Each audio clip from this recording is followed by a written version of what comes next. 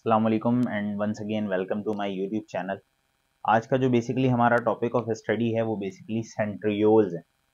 तो आए चले हम स्टार्ट करते हैं। अब सेंट्रियोल से पहले लेट सपोज मैंने यहाँ पर एक एनिमल सेल का डायग्राम पूरा ओवरऑल बनाया हुआ है।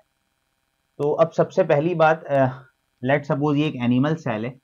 एनिमल सेल के अंदर ये जो डेंस बॉडी है इसे हम कहते हैं न्यूक्लियस।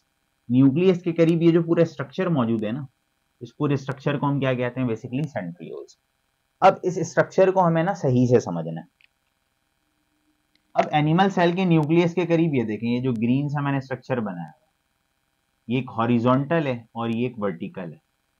ये जो दोनों रॉड लाइक स्ट्रक्चर है ना, इन दोनों को बेसिकली हम कहते हैं सेंट्रियोल्स। ग्रीन कलर का मैंने बनाया हुआ। अब सेंट्रियोल्स के बाहर आप देख रहे हैं एक मेम्ब्रेन है, ये एक स्फीयर है। इसे हम क्या कहते हैं? सेंट्रोस्फीयर कहते हैं। यानी कि इट मींस कि सेंट्रियोल क्या है? दो रॉड लाइक बॉडी है, न्यूक्लियस के करीब मौजूद होता है, और सेंट्रियोल के बाहर एक मेम्ब्रेन या एक स्फीयर होता है। उस स्फीयर को हम क्या कहते हैं? सेंट्रोस्फीयर।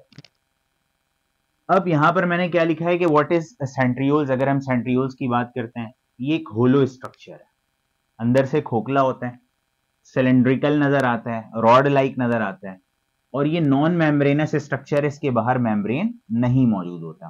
तो इट मींस हमें क्या पता चला कि सेंट्रियोल्स ऑर्गेनल नहीं है, सेल के अंदर मौजूद होता है, लेकिन ये बेसिकली क्या है? स्ट्रक्चर्स।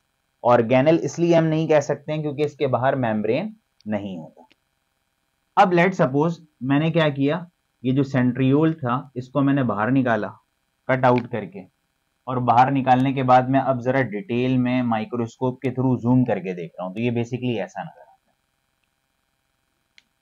अब इसकी स्ट्रक्चर को पढ़ने से पहले अगर हम सेकंड पॉइंट पर आते हैं, ये आपको कहां कहां पर मिलेगा? सेंट्रियोल्स बेसिकली एनिमल सेल्स में मिलेंगे, आपको प्लांट्स में मौजूद होते हैं लेकिन लोअर वेस्कुलर प्लांट्स में, और कुछ फंजाई लाइक प्रोटोप्टिस्ट के सेल के अंदर आपको मिलेंगे।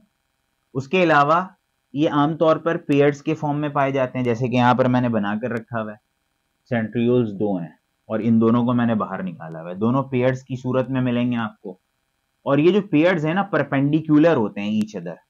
यानी कि लेट सपोज एक ये जो सेंट्रियोल है ये एक वर्टिकल है और दूसरा कैसा है? हॉरिजॉन्टल। और हॉरिजॉन्टल और वर्टिकल होने की वजह से क्या ये दोनों एक दूसरे के अगेंस्ट कौन सा एंगल बना रहा है? 90 डिग्री का एंगल बना रहा है। तो आप कह सकते हैं कि फाउंड इन पेयर्स, पेयर्स की सूरत में मिलेगा आपको, और ये परपेंडिकुलर होता है टू ईच अदर। यानी कि दोनों सेंट्रियोल्स एक दूसरे के क्या होते हैं? परपेंडिकुलर। अगर एक वर्टिकल है तो दूसरा कैसा होगा? हॉरिजॉन्टल। फिर नाउ अगर हम बात करते हैं इसके कंपोजिशन की, अगर हम एक सेंट्रियोल को किसी को भी देखते हैं, एक सेंट्रियोल के अंदर जो है ना वो 9 ट्रिपलेट्स होते हैं माइक्रोट्यूब्यूल्स के। अब इसका क्या मतलब हो गया? अब इसको समझने के लिए हमें थोड़ा सा बैकग्राउंड पता होना चाहिए। इससे प्रीवियस लेक्चर में मैंने साइटोस्केलेटन के लेक्चर को अपलोड किया हुआ है, वहां पर जाकर आप डिटेल में देख सकते हैं, लेकिन फिर भी मैं यहाँ पर आपको एक्सप्लेन कर देता हूँ। एनिमल सेल के अंदर देखें, ये जो स्ट्रक्चर मौजूद है, रॉड लाइक स्ट्रक्चर है, इसे हम कहते हैं माइक्रोट्यूब्यूल। अब ये जो माइक्रोट्यूब्यूल है ना, इसका साइज बेसिकली कितना होता है? 25 नैनोमीटर होता है, और ये जरा थिकेस्ट होता है, थिकेस्ट साइटोस्केलेटन होता है। अब लेट सपोज हम माइक्रोट्यूब्यूल को जरा डिटेल में पढ़ना चाह रहे हैं ना, तो लेट सपोज यहां पर मैंने एक गोल सी प्रोटीन बनाई हुई है। ये जो प्रोटीन है गोल सी, that is alpha tubulin, red colour की है। और ये जो मैंने ग्रीन कलर की प्रोटीन बनाई हुई है, दैट इज बीटा ट्यूब्यूलिन। अब हमने क्या किया? अल्फा ट्यूब्यूलिन और बीटा ट्यूब्यूलिन, इन दोनों को आपस में जोड़ दिया। अब ये दोनों जुड़ गए आपस में, क्या कहलाए गए? डाइमर।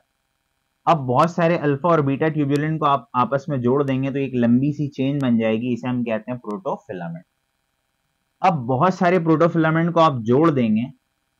अब कितने प्रोटोफिलामेंट को जोड़ेंगे यहाँ पर काउंट कर लीजिएगा आप, 1 2 3 4 5, इस तरह आप काउंट करेंगे ना तो 13 प्रोटोफिलामेंट्स आपस में जुड़े हैं।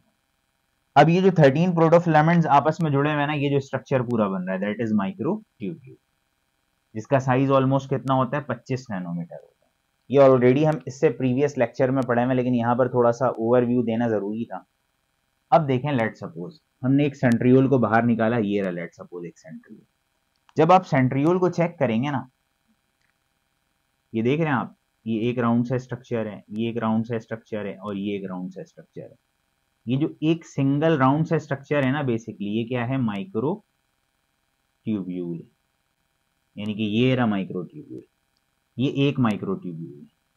फिर ये दूसरा, फिर ये तीसरा, यानी कि 3 माइक्रोट्यूब्यूल एक लाइन में मौजूद है, फिर ये 3 मौजूद है, फिर ये 3। इस तरह आप काउंट करेंगे ना तो 1 2 3 4 5 6 7 8 9, यानी कि 9 प्लेसेस पर ये मौजूद है।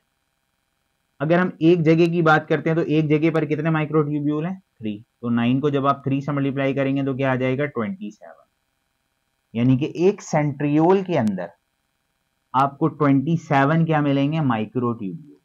यानी कि सिंपल इज दैट, ये जो आप सेंट्रियोल पढ़ रहे हैं, सेंट्रियोल खुद किसका बना हुआ होता है? माइक्रोट्यूब्यूल का। एक सेंट्रियोल के अंदर 27 माइक्रोट्यूब्यूल होते हैं, 9 कॉलम्स के फॉर्म में अरेंज हुए हुए रहते हैं, और एक कॉलम में बेसिकली कितने माइक्रोट्यूब्यूल होते हैं? 3 माइक्रोट्यूब्यूल होते हैं। तो मैंने यहाँ पर लिख रखा है, each centriole is composed of 9 triplets of microtubule, यानी कि 9 कॉलम्स होते हैं और एक कॉलम में ट्रिपलेट होता है। ट्रिपलेट का मतलब 3 माइक्रोट्यूब्यूल मौजूद होते हैं। आई थिंक यहाँ पर आपको क्लियर कट समझ में आ गया होगा। और ये बीच से हॉलो होता है, बीच से खाली होता है। फिर अब यहाँ पर ना किसी किसी बुक में आप देखेंगे सेंट्रियोल्स को सेंट्रोजोम भी कहा जाता है। तो सेंट्रियोल और सेंट्रोजोम के कॉन्सेप्ट को आपको यहाँ पर समझना है। लेट सपोज सेंट्रियोल्स, ये जो अंदर बॉडी है रॉड लाइक, इसे हम सेंट्रियोल कहते हैं। इसके बाहर ये जो स्फीयर है इसको हम क्या कहते हैं? सेंट्रोस्फीयर। तो सेंट्रियोल को और सेंट्रोस्फीयर को, इन दोनों को जब आप मिला देंगे तो कलेक्टिवली हम इन दोनों को क्या कहेंगे? सेंट्रोजोम। तो इट मींस सेंट्रियोल्स और सेंट्रोस्फीयर, यानी कि उसके बाहर जो स्फीयर मौजूद है, इन दोनों को कलेक्टिवली आप क्या कहते हैं? सेंट्रोजोम कहते हैं।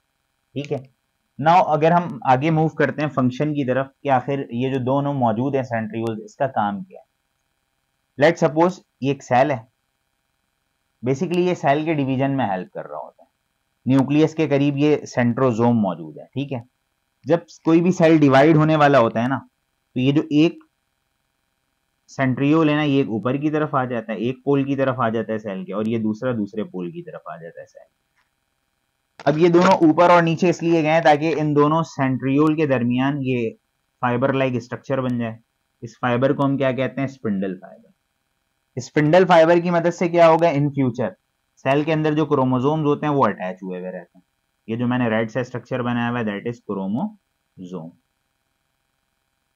यानी कि स्पिंडल फाइबर की फॉर्मेशन करवा रहा है ताकि उससे अटैच हो क्रोमोसोम्स और सेल क्या हो सके? डिवाइड हो सके। तो मैंने यहां पर लिखा है help in the formation of spindle fibre during cell division, ताकि उससे क्रोमोसोम्स अटैच हो और सेल क्या हो सके? डिवाइड हो सके। अब उसके अलावा एक और एक फंक्शन है, ये बेसल बॉडी फॉर्म करता है ना, यानी कि कुछ सेल्स होते हैं, सेल के मेम्ब्रेन के नीचे एक बॉडी बनाता है, उस बॉडी को हम क्या कहते हैं? Basically basal body. Basal body से इन फ्यूचर क्या निकलता है? सीलिया या फ्लैजिला, यानी कि बेसल बॉडी बनाता है, बेसल बॉडी से अराइज होता है सीलिया या तो फ्लैजिला।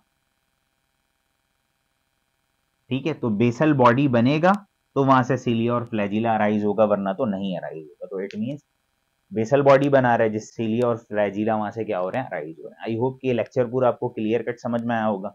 इसके नेक्स्ट लेक्चर में हम इंशाल्लाह अपने चैप्टर के लास्ट ऑर्गेनल को स्टार्ट करेंगे, दैट इज वैक्यूल। फिर ये हमारा चैप्टर नंबर 3 कंप्लीट हो जाएगा। उसके बाद हम बैक्टीरिया से रिलेटेड चैप्टर स्टार्ट करेंगे।